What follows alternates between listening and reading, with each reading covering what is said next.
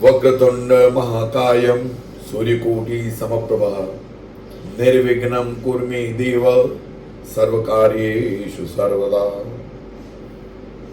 हमारे दर्शकों के लिए हमने हमारे पूर्व के वीडियो में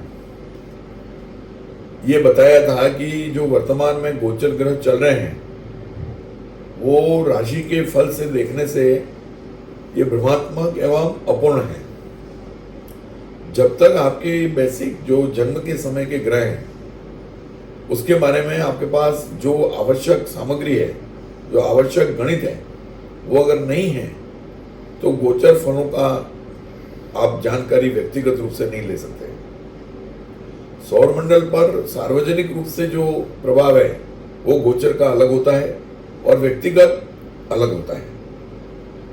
आज हमारा विषय है कि व्यक्तिगत अगर आप फलादेश जानना चाहते हैं कि मेरे ग्रह अभी कैसे चल रहे हैं, उसके लिए आपके बेसिक जो जन्म के समय के ग्रह हैं उसके 6 प्रकार के चार्ट आपके सामने होने चाहिए। हमारे 2 प्रकार के दर्शक हो सकते हैं। पहले ऐसे दर्शक जो ज्योतिष सीखना चाहते हैं और दूसरे ऐसे दर्शक जो घर बैठे अपने स्वयं के बेसिक ग्रहों के आधार पर वर्तमान चलने वाले ग्रहों के बारे में जानना चाहते हैं। हम आपके आजकल गणित ज्योतिष बहुत सरलता से प्राप्त हो जाती है। आप कंप्यूटर से अपना पूरा ज्योतिष जन्म समय, जन्म दिनांक और जन्म स्थान के आधार पर आराम से प्राप्त कर सकते हैं और वो चार्ट आपके पास जब अवेलेबल हैं, जिनको देखने के बाद आप गोचर अभी वर्तमान में चलने वाले ग्रहों से आपके जीवन पर कैसा समय चल रहा है उसकी जानकारी एकदम एग्जैक्ट प्रतिदिन की आप जान सकते हैं। हमारा उद्देश्य अधिक से अधिक आप घर बैठे हमारी इस वीडियो को ध्यान से सुनेंगे और वो चार्ट जो आवश्यक है जन्म के समय के आपके, वो आपके पास हैं अवेलेबल, तो निश्चित रूप से आप समझ जाएंगे कि मेरा समय कैसा भूतकाल में गया और वर्तमान में कैसा चल रहा है। ये हम आपको बिल्कुल एग्जैक्ट पोल की तरफ ले जाएंगे। लेकिन आज हम आपको ये बताएंगे कि वास्तव में आपके जन्म के समय की जो ग्रह शक्ति है वो कितनी शक्तिशाली है और वो किस क्षेत्र के लिए है, उसको हम आपको आज फलादेश के रूप में बताएंगे। हमारे मानव जीवन में हमारा जन्म का समय, जन्म का स्थान और जन्म की दिनांक बहुत ही महत्वपूर्ण होते हैं। जैसे एक खेत में बीजारोपण होता है, उस बीजारोपण के ऊपर निर्भर करता है कि वो प्लांट कैसा होगा। उसी प्रकार हमारे जन्म के समय हमें जो ब्रह्मांड से ग्रहों की शक्ति मिली है वो हमारा बीजारोपण है। प्रतिदिन प्रतिक्षण निरंतर ये अब चलने वाले ग्रहों के साथ बदलता रहता है और हम हमारे शरीर को प्रभावित करता रहता है। आप ध्यान से सुनेंगे तो आपको बहुत ही समझ में भी आएगा और आप अपने बेसिक ग्रहों को समझ पाएंगे। हम शुरू करते हैं।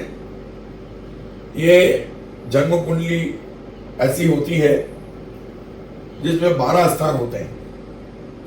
ये प्रथम स्थान है, ये दूसरा स्थान है, ये तीसरा स्थान है, ये चौथा स्थान है, 5वां स्थान है। इस प्रकार पूरी कुंडली में 12 स्थान पाए जाते हैं। 12 स्थान हमारा शरीर का एक स्वरूप है। जैसे पहला स्थान वो सिर है, हेड है,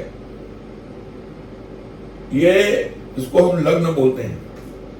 आप जब पैदा हुए उस समय वो सूर्य के सामने वो स्थिति पृथ्वी की थी, वो लग्न गिना जाता है और इस लग्न के आधार पर 12 स्थानों पर उस समय का चार्ट प्रदर्शित किया जाता है। हम आपको इन 12 स्थानों को अलग अलग दृष्टि से आपको बताते हैं। पहला स्थान शरीर, स्वभाव और आपके व्यक्तित्व को दर्शाता है। दूसरा स्थान आपके पैतृक संपदा, आपको पूर्व जन्म के कर्मों का प्रतिफल क्या मिला है, आप पूर्व जन्म के कर्मों से संचित होकर के क्या लेकर के पृथ्वी पर आए हैं, उसका ज्ञान हमको दूसरे स्थान से मिलता है। तीसरे स्थान से हमें आपके पराक्रम का पता लगता है, आप कितने परिश्रमी हैं, आपके कितने भाई बहन हैं, आपका परिवार कैसा है, इसकी जानकारी हमें तीसरे स्थान से मिलती है। चौथे स्थान में भूमि, मकान, वाहन और माता सुख कैसा है, इसका ज्ञान प्राप्त होता है।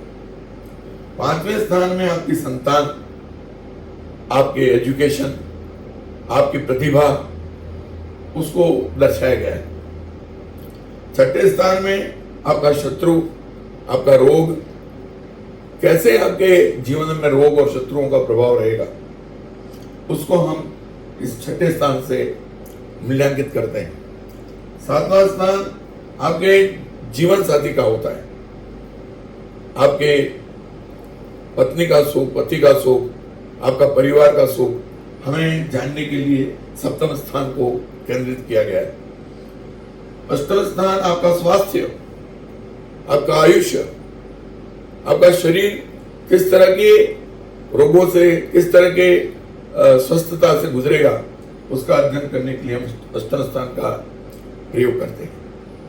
नवम स्थान भाग्य स्थान गिना जाता है, धर्म स्थान गिना जाता है। भाग्य स्थान का अर्थ आप समझ रहे हैं, आप 1 रुपये की मेहनत करेंगे और आपको 2 रुपया मिलेगा, या आप 1 रुपये की मेहनत करेंगे और आपको 1 रुपया मिलेगा, या आप 1 रुपये की मेहनत करेंगे और आपको 8 आना मिलेगा। उसका संधारण आपको इस भाग्य स्थान से निश्चित रूप से हो जाता है, क्योंकि बहुत से लोग बहुत संघर्ष करते हैं, फिर भी उनको बहुत कम प्राप्ति होती है, और बहुत कम परिश्रम करते हैं, फिर भी उनका प्रतिफल, उनका गुणात्मक हो जाता है। हम ज्योतिष को बहुत बारीकी से आपको बताना चाहते हैं। अगर आप हमारी एक एक क्लिप ध्यान से सुनेंगे तो निश्चित रूप से आप अपने बारे में जान पाएंगे। आपकी बेसिक फंडामेंटल ग्रहों की स्थिति आप जान जाएंगे तो आप बहुत कुछ कर सकते हैं लाइफ में। लेकिन हमारी एक भी क्लिप आप छोड़ देंगे तो आपको ये ध्यान नहीं हुआ। इसीलिए हम बेसिक सारी चीजें बताना चाहते हैं, आप बिल्कुल ध्यान से इसको सुने। दशम स्थान व्यापार स्थान है और पिता स्थान। आप कितना एक्सपांस कर सकते हैं अपने आप को बिजनेस की दृष्टि से, आपके कर्म क्षेत्र की दृष्टि से, आपका फैलाव कितना होगा, ग्रह आपको इसमें कितना सपोर्ट कर रहे हैं, और वो सारी चीजें आपके बेसिक ग्रहों के आधार पर ही होती हैं, आपके प्रयत्नों से नहीं होती हैं। आपके अंदर ही वो शक्ति है। मैंने पहले ही अपनी क्लिप में बता दिया है, सारे ग्रह आपके अंदर ही। सूर्य आपका आत्मा है, चंद्रमा आपका मन है, मंगल आपका रक्त प्रवाह है, बुध आपकी बुद्धि है, गुरु आपके गुण है, शुक्र आपका सुख है, शनि आपका स्ट्रक्चर है, राहु केतु छाया ग्रह है। ये मैंने आपको पहले अपनी पहली क्लिप में बता दिया है। 11वां स्थान इनकम स्थान है। आप स्वयं अपने परिश्रम से कितना कमाएंगे, आपकी क्या एफिशिएंसी है, आप कमाने में कितने सक्षम है, दक्ष है, उसमें कौन से ग्रह का सपोर्ट है, किस तरह की कमाई आपके पास आएगी। क्योंकि कमाई जो आती है वो आपके ग्रहों के प्रभाव से आती है, आपका पराक्रम उसी तरफ जाता है। इसीलिए ये हमारा इनकम स्थान है, 11वां स्थान इसको कहते हैं। व्यक्तिगत रूप से आप कितना अपने आप को कमाने में सक्षमता पाते हैं, ये हम 11वें स्थान से पाते हैं। 12वां स्थान विदेश स्थान है। विदेश स्थान का अर्थ ये होता है कि आप एक्सटर्नल एक्सपांशन करके कितना पैसा कमा सकते हैं और आपका व्यय कैसा होगा। 12वां स्थान व्यय स्थान है। बहुत से लोगों को मैंने देखा है कि व्यय स्थान में अगर शत्रु के घर में कोई ग्रह बैठा है तो उसके सिर से कभी कर्जा जाता नहीं है, वो हमेशा कर्जदार रहता है। ये हमारा गणित पक्का है। हमने जो अध्ययन किया है, हमने फलादिश देखे हैं, हमने हमारे कई यजमानों के और हमारे कई मित्रों के हमने कुंडलियों का अध्ययन किया है, लाखों तक किया है हमने अध्ययन। उसकी जो फलादिश हम जब देखते हैं तो बिल्कुल ये ज्योतिष जो है वो आपको पूरी चीज बता देगा।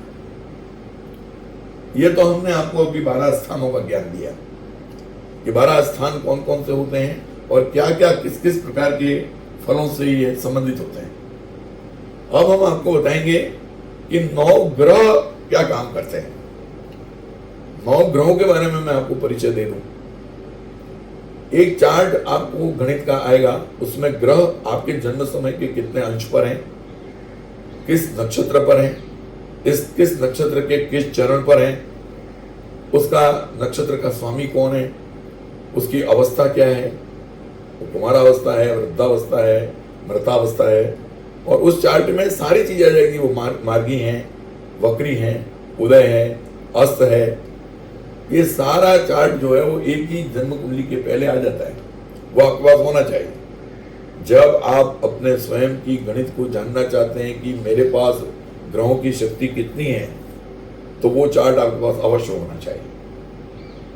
आपके बारे में आपको जानना जरूरी है।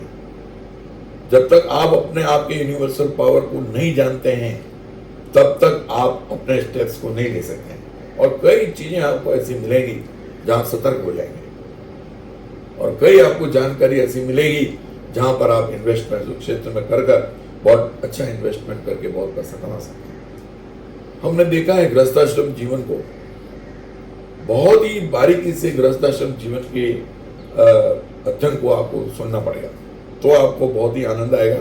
क्योंकि शादी के बाद भी कई गृहस्थाश्रम जीवनों में कई प्रकार की समस्याओं का सामना व्यक्ति को करना पड़ता है, और वो अपने व्यक्तिगत ग्रहों से ही होता है। कोई व्यक्ति दूसरे के ऊपर दोष थोपता है, वो गलत है।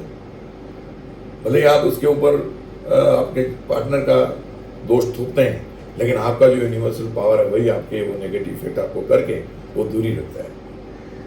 हर कर्म का जो फल है वो आपको ही मिलता है। अच्छे कर्मों का फल अच्छा कर्म है, बुरे कर्मों का फल बुरा कर्म है। लेकिन हमें परमात्मा ने जिस प्रकार बसंत ऋतु आने से पहले मोर खिल जाता है, उसी तरह से जन्म के समय आपको ये यूनिवर्सल पावर का ज्ञान करा देता है।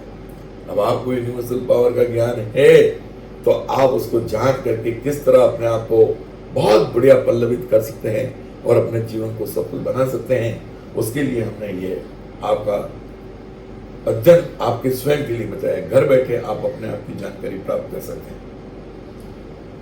अब हम जाते हैं, आपको अंश और वो चार्ट आपके पास पड़ा हुआ है। अब हम पहले चलते हैं सूर्य पर। सूर्य जो है वो 1 महीने में एक राशि चलता है। मैंने अपनी क्लिप में पहले बता दिया है कि जो सूर्य है वो एक्चुअली पृथ्वी है। सूर्य तो एक जगह ही रहता है, वो कोई परिवर्तन नहीं होता। सारी ग्रह सूर्य के चारों ओर चक्कर लगाते हैं। हम सूर्य क्यों लिखते हैं पृथ्वी को? क्यों हम पृथ्वी के ऊपर रहते हैं, हमारा निवास यहाँ है, इसलिए हम सूर्य से प्रभावित कब होते हैं, इसीलिए हमने वहां पर सूर्य लिखा है। हम आपको सूर्य के बारे में बताते हैं। सूर्य जो है वो हमारी आत्मा है, हमारे अंदर की चेतना है, हमको प्राप्त होने वाली वो शक्ति है जिससे हमारा जीवन पर्यंत संचालन होता रहता है, वृद्धि होती रहती है। इसीलिए आपके जन्म के समय वो सूर्य किस राशि में है, कितने अंश पर है, वो कौन से स्थान में है, चलित कुंडली में वो कौन से स्थान में जाता है, नवमांश कुंडली में कौन से स्थान में जाता है, उसका पावर आपको किसके लिए मिला हुआ है, वो चैतन्य शक्ति आपके किस क्षेत्र के लिए है। मान लीजिए आपके पहले स्थान में सूर्य पड़ा हुआ है, तो आपकी प्रतिभाओं को बढ़ाता है, आपके व्यक्तित्व को ऊंचाई देता है।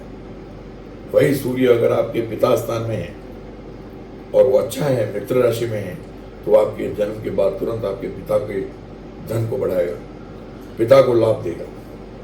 अगर यही सूर्य आपके पराक्रम स्थान में है, तो आप अपने स्वयं के परिश्रम से, अपनी प्रतिभा से अपने भाग्य का निर्माण करेंगे, क्योंकि वो भाग्य पर दृष्टा हो जाता है। हम आपको बिल्कुल बारीकी से और बिल्कुल सही सटीक रूप से एक एक ग्रह के बारे में बताएंगे। जब आपका जन्मांक चार्ट आपके पास होगा, तो आप जान जाएंगे हमारे वीडियो को सुनने के बाद कि आपको कितनी उस सूर्य की शक्ति का पावर मिला हुआ है, वो सूर्य मेरे लिए कितने काम का है, चंद्रमा कितने स्थान पर है, क्या इसका प्रभाव है, वो सारे ग्रहों के प्रभाव आपको अलग अलग रूप से हम बताएंगे। आज हम ये इतना ही परिचय दे रहे हैं 12 स्थानों का, और हमारे इस क्लिप के द्वारा प्रत्येक ग्रह के जो चार्ट हैं वो आपके पास होने चाहिए, जिसको चार्ट को देखने के बाद आप आराम से अपने ग्रहों का शक्ति जो आपको मिली है उसकी जानकारी आराम से आप प्राप्त कर सकते हैं। जय गणेश। आज यहीं तक का हम आपको इस वीडियो के द्वारा बताएंगे। जय हिंद।